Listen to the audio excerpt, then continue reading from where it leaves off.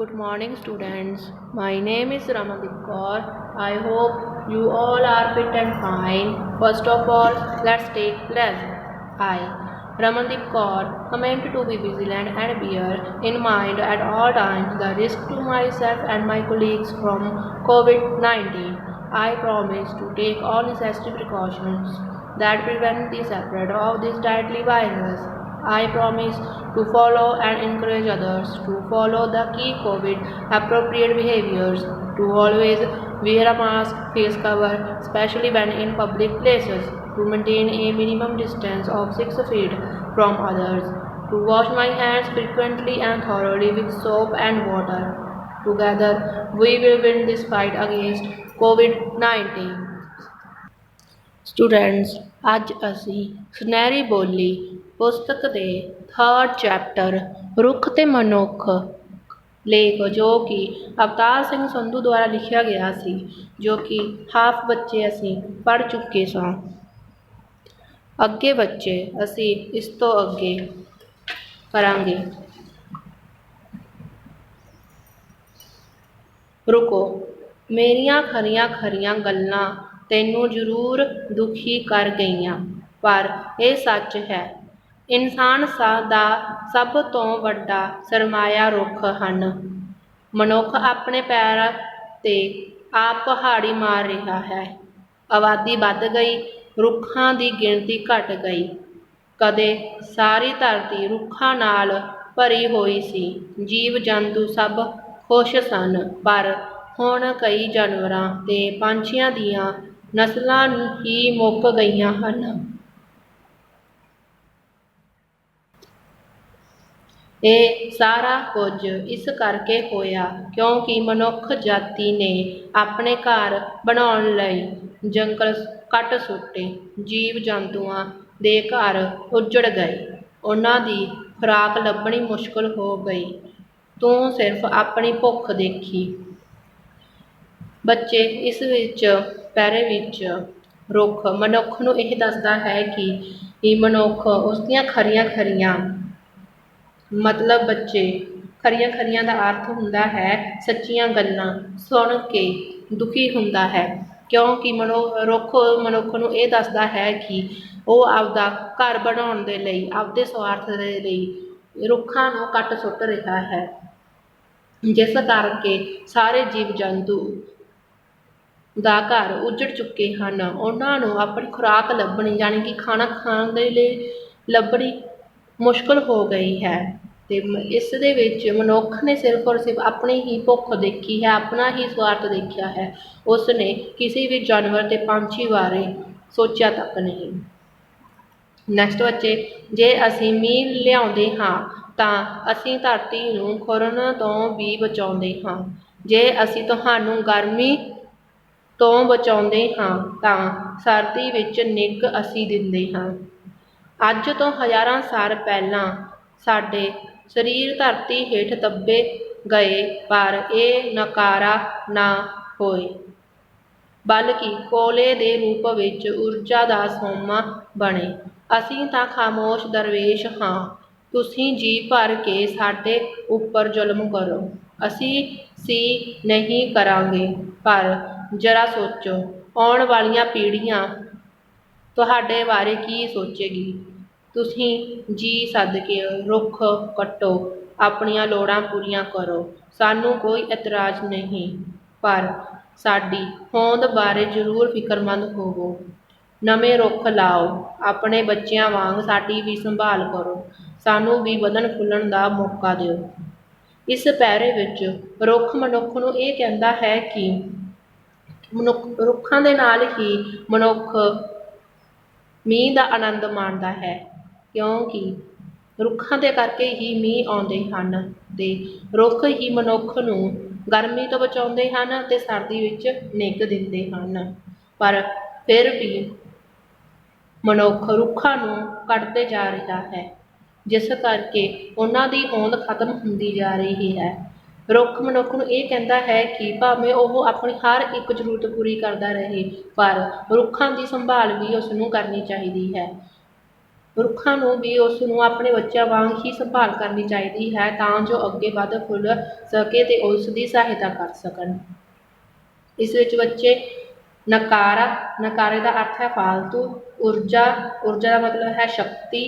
ਖਾਮੋਸ਼ ਦਰਵੇਸ਼ ਬੱਚੇ, ਖਾਮੋਸ਼ ਦਾ ਮਤਲਬ ਹੁੰਦਾ ਬੱਚੇ ਚੁੱਪ ਰਹਿਣਾ। ਦਰਵੇਸ਼ ਦਾ ਮਤਲਬ ਹੁੰਦਾ ਫਕਰ, ਜਿਸ ਨੂੰ ਕਿਸੇ ਦੀ ਫਿਕਰ ਨਹੀਂ ਹੁੰਦੀ। ਠੀਕ ਹੈ ਬੱਚੇ, ਤੇ ਇਸ ਦੇ ਵਿੱਚ ਕੀ ਕਿਹਾ ਗਿਆ ਹੈ ਕਿ ਰੁੱਖਾਂ ਤੋਂ ਹੀ ਉਹਨਾਂ ਨੂੰ ਕੋਲੇ ਦਾ ਰੂਪ ਵਿੱਚ ਊਰਜਾ ਦਾ ਸੋਮਾ ਮਿਲਦਾ ਹੈ। ਠੀਕ ਹੈ ਬੱਚੇ, ਨੈਕਸਟ ਹੈ ਰੁੱਖ ਦੀ ਦਰਦ ਭਰੀ ਕਹਾਣੀ ਸੁਣ ਕੇ ਮਨੁੱਖ ਦੀਆਂ ਅੱਖਾਂ ਭਰ ਆਈਆਂ। ਉਸ ਨੇ ਉਸ ਰੁੱਖ ਨੂੰ ਨੀਝ ਲਾ ਕੇ ਦੇਖਿਆ। ਰੁੱਖ ਉਸ ਨੂੰ ਆਪਣੇ ਬਜ਼ੁਰਗਾਂ ਵਾਂਗ ਲੱਗਾ। ਉਸ ਨੇ ਕੁਹਾੜੀ ਨੂੰ ਦੂਰ ਭਗਾ ਕੇ ਮਾਰਿਆ। ਮਨੁੱਖ ਨੂੰ ਇੰਜ ਲੱਗਾ ਜਿਵੇਂ ਉਸ ਦੇ ਮੋਢਿਆਂ ਉੱਤੇ ਹੁਣ ਕੁਹਾੜਾ ਨਹੀਂ ਬਲਕਿ ਰੁੱਖਾਂ ਦੀ ਸੰਭਾਲ ਦੀ ਜ਼ਿੰਮੇਵਾਰੀ ਹੈ। ਇਸ ਪੈਰੇ ਵਿੱਚ ਮਨੁੱਖ ਦੀ ਸਥਿਤੀ ਦੱਸੀ ਗਈ ਹੈ ਕਿ ਮਨੁੱਖ ਰੁੱਖ ਦੀਆਂ ਗੱਲਾਂ ਸੁਣ ਕੇ ਉਸ ਦੀਆਂ ਅੱਖਾਂ ਭਰ ਆਉਂਦੀਆਂ ਹਨ, ਮਤਲਬ ਕਿ ਇਹ ਰੋਣ ਲੱਗ ਪੈਂਦਾ ਹੈ ਤੇ ਨੀਚ ਲਾ ਕੇ ਬੱਚੇ ਧਿਆਨ ਨਾਲ ਰੁੱਖ ਨੂੰ ਦੇਖਦਾ ਹੈ ਤੇ ਉਸ ਨੂੰ ਕਿਸ ਵਰਗਾ ਲੱਗਦਾ ਹੈ, ਬਜ਼ੁਰਗਾਂ ਵਰਗਾ ਲੱਗਦਾ ਹੈ। ਫਿਰ ਉਹ ਆਪਣੀ ਕੁਹਾੜੀ ਦੂਰ ਸੁੱਟ ਦਿੰਦਾ ਹੈ। ਹੁਣ ਉਸ ਨੂੰ ਇਸ ਤਰ੍ਹਾਂ ਲੱਗਦਾ ਹੈ ਕਿ ਉਸਦੇ ਮੋਢਿਆਂ ਉੱਤੇ ਕੁਹਾੜੀ ਨਹੀਂ ਸਗੋਂ ਕਿ ਉਸ ਦੇ ਮੋਢਿਆਂ ਦੇ ਉੱਤੇ ਰੁੱਖਾਂ ਦੀ ਸੰਭਾਲ ਦੀ ਜ਼ਿੰਮੇਵਾਰੀ ਹੈ। ਠੀਕ ਹੈ ਬੱਚੇ, ਇਸ ਵਿੱਚ ਸਾਨੂੰ ਬੱਚੇ ਇਹ ਪਤਾ ਲੱਗਦਾ ਹੈ ਕਿ ਰੁੱਖ ਤੇ ਮਨੁੱਖ ਲੇਖ ਜੋ ਕਿ ਅਵਤਾਰ ਸਿੰਘ ਸੰਧੂ ਦੁਆਰਾ ਲਿਖੀ ਗਈ ਆ, ਉਹ ਸਾਨੂੰ ਇਹ ਦੱਸਦਾ ਹੈ ਕਿ ਰੁੱਖ ਮਨੁੱਖ ਨੂੰ ਸਾਵਧਾਨ ਕਰਦਾ ਹੈ ਕਿ ਉਸ ਦੇ ਜੰਗਲਾਂ ਨੂੰ ਕੱਟਣ ਨਾਲ ਉਸ ਦੀ ਹੋਂਦ ਵੀ ਖਤਮ ਹੋ ਜਾਵੇਗੀ। ਇਸ ਲਈ ਰੁੱਖਾਂ ਨੂੰ ਕੱਟਣਾ ਬੰਦ ਕਰੋ ਤਾਂ ਹੀ ਧਰਤੀ ਸੋਹਣੀ ਜਾਪੇਗੀ ਅਤੇ ਵਾਤਾਵਰਨ ਸ਼ੁੱਧ ਹੋਵੇਗਾ। ਠੀਕ ਹੈ ਬੱਚੇ, ਨੈਕਸਟ ਸਟੂਡੈਂਟਸ ਅਸੀਂ ਕੁਐਸਚਨ ਆਨਸਰਸ ਕਰਾਂਗੇ। ਫਸਟ ਹੈ ਬੱਚੇ, ਹਰਿਆ ਭਰਿਆ ਰੁੱਖ ਦੇਖ ਕੇ ਮਨੁੱਖ ਨੇ ਕੀ ਕੀਤਾ। ਠੀਕ ਹੈ ਬੱਚੇ, ਹਰਿਆ ਭਰਿਆ ਰੁੱਖ ਦੇਖ ਕੇ ਮਨੁੱਖ ਨੇ ਕੀ ਕੀਤਾ ਸੀ। ਉੱਤਰ ਬੱਚੇ, ਹਰਿਆ ਭਰਿਆ ਰੁੱਖ ਦੇਖ ਕੇ ਮਨੁੱਖ ਨੇ ਉਸ ਦੇ ਆਲੇ ਦੁਆਲੇ ਚੱਕਰ ਲਾਇਆ, ਫਿਰ ਰੁੱਖ ਦੇ ਉੱਪਰਲੇ ਸਿਰੇ ਨੂੰ ਦੇਖਿਆ। ਇਸ ਦੇ ਵਿੱਚ ਬੱਚੇ ਇਹ ਕਿਹਾ ਗਿਆ ਕਿ ਜਦੋਂ ਮਨੁੱਖ ਜੰਗਲ ਵਿੱਚ ਆਉਂਦਾ ਹੈ ਤਾਂ ਹਰਿਆ ਭਰਿਆ ਰੁੱਖ ਦੇਖ ਕੇ ਉਸਦੇ ਆਲੇ ਦੁਆਲੇ ਚੱਕਰ ਲਗਾਉਂਦਾ ਹੈ ਤੇ ਉੱਪਰਲੇ ਹਿੱਸੇ ਨੂੰ ਦੇਖਦਾ ਹੈ। ਸੈਕਿੰਡ ਬੱਚੇ, ਮਨੁੱਖ ਨੇ ਕੀ ਸੋਚ ਕੇ ਰੁੱਖ ਦੇ ਆਲੇ ਦੁਆਲੇ ਚੱਕਰ ਲਾਇਆ। ਉੱਤਰ ਬੱਚੇ, ਮਨੁੱਖ ਨੇ ਜੰਗਲ ਵਿੱਚ ਹਰਿਆ ਭਰਿਆ ਰੁੱਖ ਦੇਖਿਆ ਤੇ ਉਸ ਦੇ ਆਲੇ ਦੁਆਲੇ ਚੱਕਰ ਲਾਇਆ ਤੇ ਉਹ ਉਸ ਨੂੰ ਵੱਢਣ ਬਾਰੇ ਸੋਚ ਰਿਹਾ ਸੀ। ਠੀਕ ਹੈ ਬੱਚੇ, ਜਦੋਂ ਮਨੁੱਖ ਰੁੱਖ ਨੂੰ ਦੇਖਦਾ ਹੈ ਤਾਂ ਕਿਉਂਕਿ ਉਹ ਹਰਿਆ ਭਰਿਆ ਹੁੰਦਾ ਹੈ ਤੇ ਆਲੇ ਦੁਆਲੇ ਚੱਕਰ ਲਗਾ ਕੇ ਉਸ ਬਾਰੇ ਸੋਚਦਾ ਹੈ ਕਿ ਉਹ ਉਸ ਨੂੰ ਵੱਢ ਦੇਵੇਗਾ। ਨੈਕਸਟ ਹੈ ਬੱਚੇ, ਮਨੁੱਖ ਹੈਰਾਨ ਹੋ ਕੇ ਇੱਧਰ ਉੱਧਰ ਕੀ ਦੇਖਣ ਲੱਗਾ। ਉੱਤਰ ਬੱਚੇ, ਮਨੁੱਖ ਹੈਰਾਨ ਹੋ ਕੇ ਇੱਧਰ ਉੱਧਰ ਦੇਖਣ ਲੱਗਾ ਕਿ ਕਿਸ ਦੀ ਆਵਾਜ਼ ਆ ਰਹੀ ਹੈ ਕਿਉਂਕਿ ਉਹ ਉੱਥੇ ਇਕੱਲਾ ਹੀ ਸੀ, ਉਸਦੇ ਕੋਲ ਕੋਈ ਨਹੀਂ ਸੀ। ਠੀਕ ਹੈ ਬੱਚੇ, ਉਹ ਇੱਧਰ ਉੱਧਰ ਹੈਰਾਨੀ ਨਾਲ ਇਸ ਕਰਕੇ ਦੇਖਦਾ ਹੈ ਕਿ ਕਿਉਂਕਿ ਇਹ ਜੰਗਲ ਵਿੱਚ ਇਕੱਲਾ ਹੋਣ ਕਰਕੇ ਸੋਚਦਾ ਹੈ ਕਿ ਇਹ ਆਵਾਜ਼ ਕਿੱਧਰੋਂ ਆ ਰਹੀ ਹੈ। ਨੈਕਸਟ ਬੱਚੇ, ਮਨੁੱਖ ਨੇ ਘਬਰਾ ਕੇ ਕੀ ਕਿਹਾ। ਉੱਤਰ ਬੱਚੇ, ਮਨੁੱਖ ਨੇ ਘਬਰਾ ਕੇ ਕਿਹਾ ਕਿ ਕਈ ਸਾਲ ਹੋ ਗਏ ਮੈਂ ਹਜ਼ਾਰਾਂ ਰੁੱਖ ਕੱਟ ਸੁੱਟੇ ਪਰ ਅੱਜ ਤਾਈਂ ਕੋਈ ਰੁੱਖ ਇਸ ਤਰ੍ਹਾਂ ਨਹੀਂ ਬੋਲਿਆ। ਇਸ ਦੇ ਵਿੱਚ ਮਨੁੱਖ ਇਹ ਕਹਿੰਦਾ ਹੈ ਕਿ ਉਸ ਨੂੰ ਕਿੰਨੇ ਹੀ ਸਾਲ ਹੋ ਗਏ ਨੇ ਪਰ ਅੱਜ ਤੱਕ ਕੋਈ ਵੀ ਰੁੱਖ ਉਸ ਨੇ ਬੋਲਦਾ ਨਹੀਂ ਦੇਖਿਆ। ਨੈਕਸਟ ਬੱਚੇ, ਮਨੁੱਖ ਨੇ ਤਰਲਾ ਕਰਦਿਆਂ ਰੁੱਖ ਨੂੰ ਕੀ ਕਿਹਾ। ਉੱਤਰ ਬੱਚੇ, ਮਨੁੱਖ ਨੇ ਕਿਹਾ ਕਿ ਤੂੰ ਮੇਰੀ ਰੋਜ਼ੀ ਰੋਟੀ ਦਾ ਸਾਧਨ ਏ, ਜੇਕਰ ਮੈਂ ਲੱਕੜਾਂ ਕੱਟ ਕੇ ਬਾਜ਼ਾਰ ਨਾ ਵੇਚੀਆਂ ਤਾਂ ਮੇਰਾ ਪਰਿਵਾਰ ਭੁੱਖਾ ਮਰ ਜਾਵੇਗਾ। ਮਨੁੱਖ ਨੇ ਤਰਲਾ ਕੀਤਾ।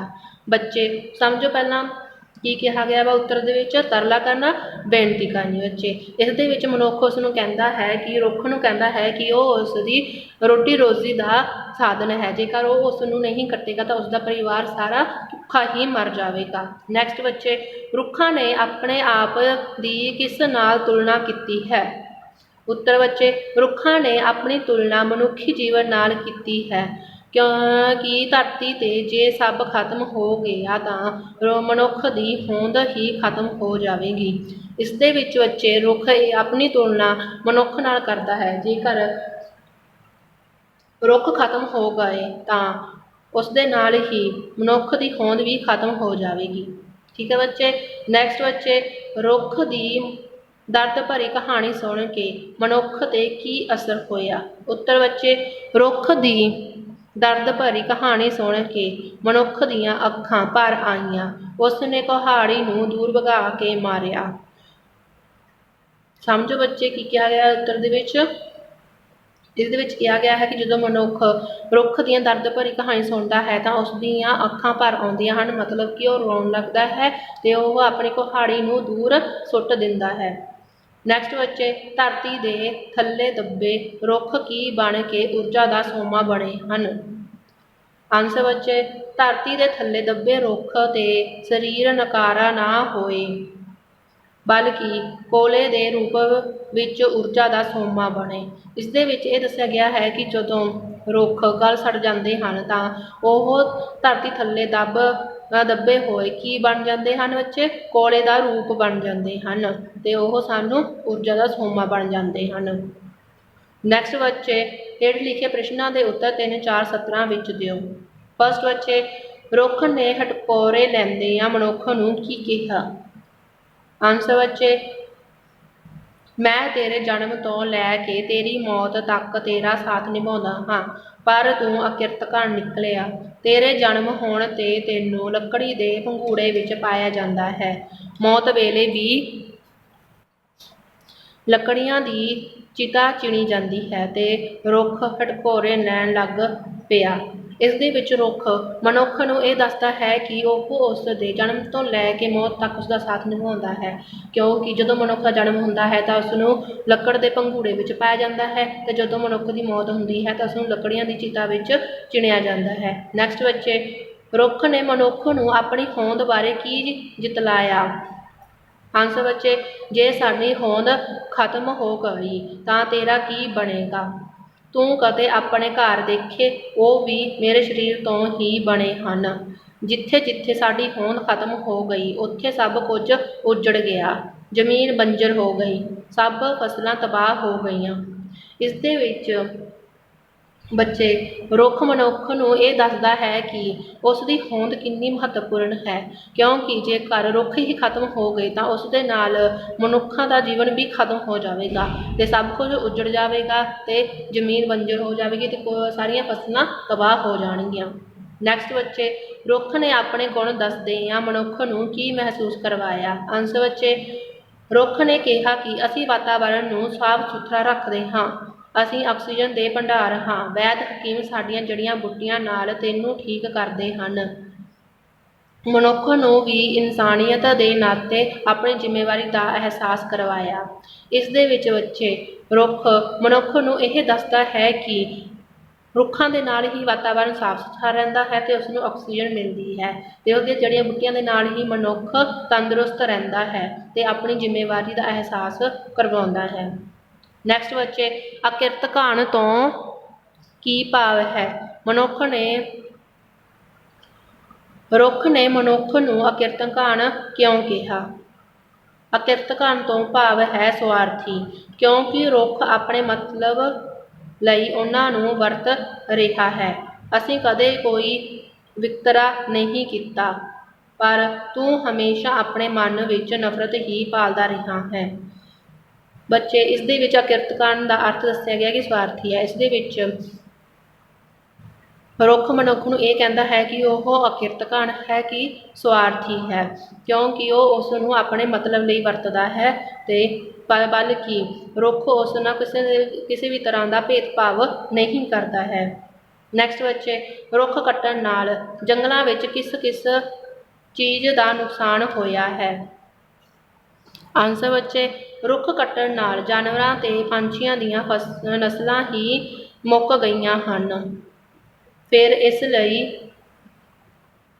होया क्योंकि ਮਨੁੱਖ ਜਾਤੀ ਨੇ ਆਪਣੇ ਘਰ ਬਣਾਉਣ ਲਈ ਜੰਗਲ ਕੱਟ ਸੁੱਟੇ ਹਨ। ਜੀਵ ਜੰਤੂਆਂ ਦੇ ਘਰ ਉੱਜੜ ਗਏ, ਖੁਰਾਕ ਲੱਭਣੀ ਉਹਨਾਂ ਲਈ ਮੁਸ਼ਕਲ ਹੋ ਗਈ। ਇਸ ਦੇ ਵਿੱਚ ਇਹ ਦੱਸਿਆ ਗਿਆ ਹੈ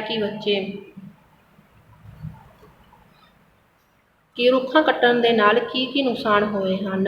ਰੁੱਖਾਂ ਕੱਟਣ ਦੇ ਨਾਲ ਬੱਚੇ ਜਾਨਵਰਾਂ ਅਤੇ ਪੰਛੀਆਂ ਦੀਆਂ ਨਸਲਾਂ ਹੀ ਖਤਮ ਹੋ ਗਈਆਂ ਹਨ, ਉਹਨਾਂ ਦੀ ਹੋਂਦ ਹੀ ਖਤਮ ਹੋ ਗਈ ਹੈ, ਕਿਉਂਕਿ ਮਨੁੱਖ ਆਪਣੇ ਸਵਾਰਥ ਦੇ ਲਈ, ਆਪਣੇ ਘਰ ਬਣਾਉਣ ਦੇ ਲਈ ਜੰਗਲ ਹੀ ਕੱਟ ਸੁੱਟਦਾ ਹੈ, ਜਿਸ ਕਰਕੇ ਜੀਵ ਜੰਤੂਆਂ ਨੂੰ ਆਪਣੇ ਘਰ ਲੱਭਣੇ ਔਖੇ ਹੋ ਗਏ ਹਨ ਅਤੇ ਆਪਣੀ ਜੀਵਨ ਗੁਜ਼ਾਰਾ ਕਰਨ ਦੇ ਲਈ ਖੁਰਾਕ ਲੱਭਣੀ ਵੀ ਮੁਸ਼ਕਿਲ ਹੋ ਗਈ ਹੈ।